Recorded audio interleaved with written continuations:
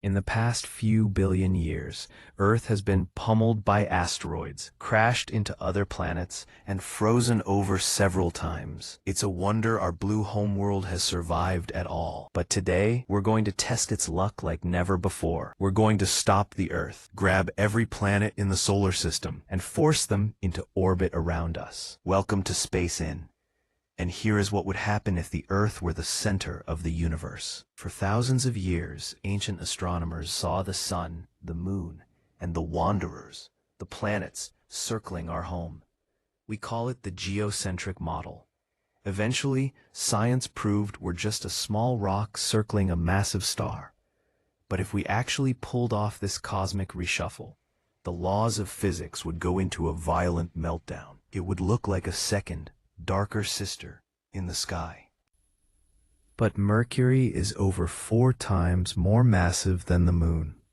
Your tides would immediately triple in height.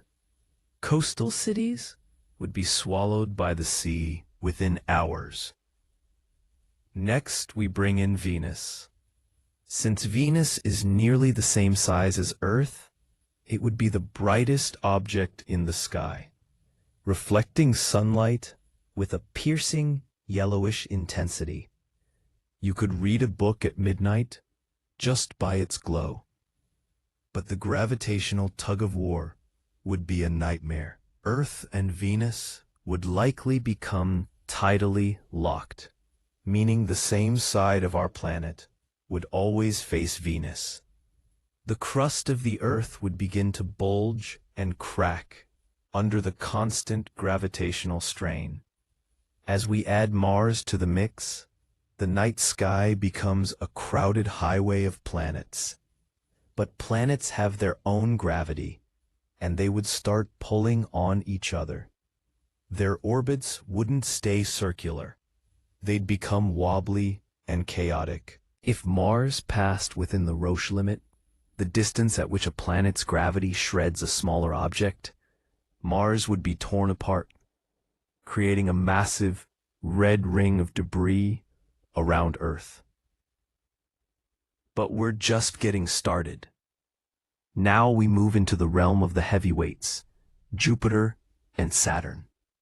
In reality, Jupiter is 318 times more massive than Earth. In this scenario, we've forced it to be the subordinate. Jupiter is so large that even from a great distance, it would dwarf everything else in the sky. Its 95 moons would come with it, buzzing around our planet like a swarm of bees. The terrifying part isn't the size, though. It's the radiation. Jupiter has a magnetic field so powerful, it creates a lethal radiation belt. As Earth sits at the center of this new super-solar system, we would be constantly blasted by high-energy particles. Our atmosphere would be stripped away, our electronics would fry, and the surface would become a sterile wasteland. Then there's Saturn. Those beautiful rings are made of ice and rock. But with the gravitational interference from all these other planets, those rings would likely destabilize. Millions of icy boulders would rain down on Earth's atmosphere as a relentless barrage of meteors. To complete the collection, we add the ice giants, Uranus and Neptune. Daytime on Earth would be a dizzying kaleidoscope of colors. The yellow of Venus, the red of Mars, the banded stripes of Jupiter, and the deep blues of the outer planets. The final piece is the Sun. If the Sun orbited the Earth, our planet would have to be incredibly dense, essentially a black hole, to hold on to it. If it remained a normal rock, the Sun's gravity would simply win, and Earth would be swallowed. But if we keep the Sun in orbit, the sheer amount of mass now surrounding us would trigger extreme tidal heating. The interior of the Earth would liquefy, and the crust would become a global ocean of lava. It would be the most beautiful 40 milliseconds in history. You'd see the rings of Saturn and the great red spot of Jupiter all at once. And then the cumulative gravity of all those worlds would tear the Earth into a cloud of atoms. The geocentric model was a nice dream, but the reality is a nightmare. We're lucky to be exactly where we are, a quiet rock circling a stable star. Because in the solar system, being the center of attention means you're about to be destroyed. But wait, what if we didn't just stop at the planets? What if we looked at the specific mechanics of this new Earth system and tried to see if life could survive even for a day? As Mercury settles into its new home just past the moon, the first thing you'd notice isn't the sky, but the ground. Mercury's mass is 3.3 times 10 to the 23 kilograms. Even at a distance of 400,000 kilometers, its gravitational pull would be a hammer blow to Earth's tectonic plates. Within the first hour, a ring of fire around the Pacific Ocean would ignite.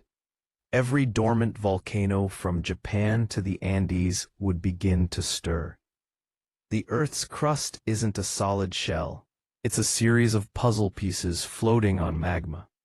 When Mercury pulls, those pieces slide, grind, and overlap. Then there's the moon itself. The moon has been Earth's solitary companion for billions of years. Suddenly, it has a roommate. As Mercury and the moon begin to orbit Earth, they also begin to orbit each other. This is a three-body problem, a mathematical nightmare where gravity makes orbits unpredictable. Within a few months, Mercury would likely eject the moon from orbit entirely, sending our old friend tumbling into the sun or out into the dark reaches of space. But you wouldn't be watching the moon leave, because you'd be staring at Venus. At twice the distance of the moon, Venus would appear 15 times larger than the full moon does now. It wouldn't be a dot, it would be a world. You'd see the swirling sulfuric acid clouds through a pair of cheap binoculars. But Venus brings heat. Not just reflected sunlight, but gravitational friction. As Earth and Venus pull on each other, they experience tidal flexing. Imagine a tennis ball being squeezed and released over and over again. That movement generates heat. Earth's core, already a blistering 6,000 degrees Celsius, would begin to melt outward. The friction of the rock sliding against rock would turn the mantle into a literal furnace. If you were standing on the surface, the ground would feel warm to the touch. Then it would become hot. Then the asphalt on the roads would begin to soften. Now, let's talk about the gas giants. If Jupiter orbited Earth, the scale of the sky would change forever. Jupiter is 143,000 kilometers wide. If it were placed at a safe distance of 1 million kilometers, nearly 3 times the distance to the moon, it would still occupy a massive 8 degrees of your field of vision. For context, the moon only takes up 0.5 degrees. Jupiter wouldn't be a feature in the sky. It would be the sky. Jupiter's magnetic field is a monster. It's 20,000 times stronger than Earth's. As Earth moves through this magnetic field, it would act like a giant conductor. This would generate massive electrical currents in our atmosphere, leading to superauroras that wrap around the entire planet, visible even in the daytime.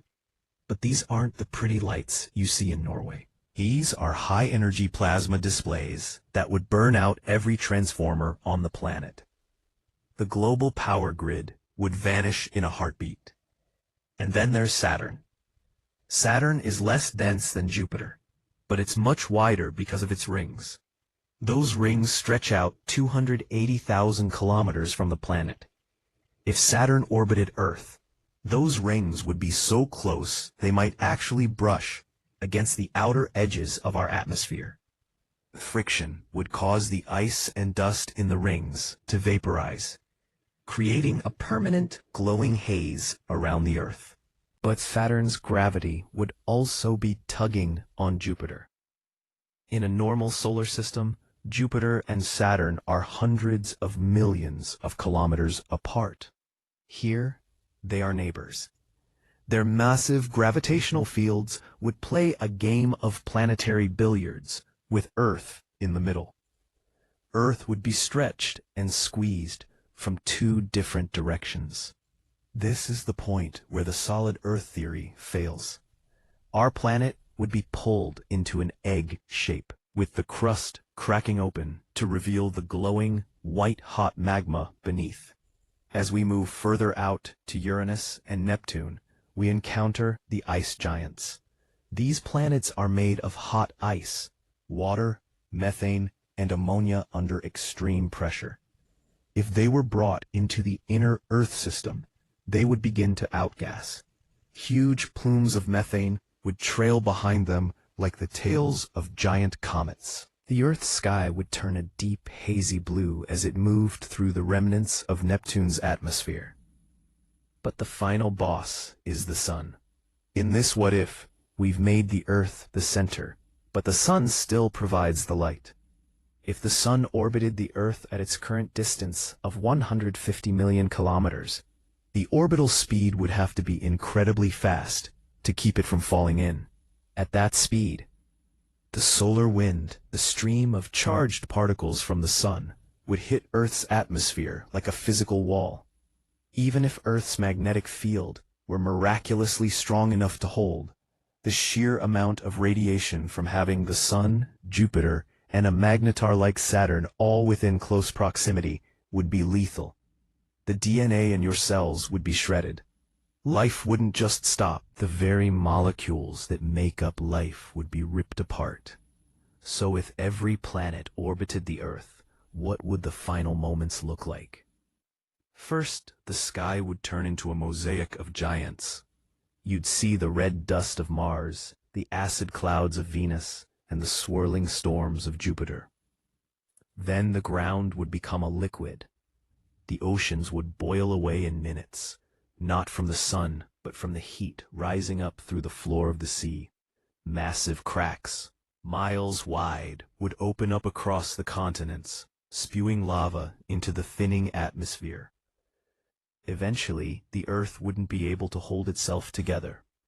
The gravitational pull from Jupiter on one side and the Sun on the other would exceed the self-gravity of our planet.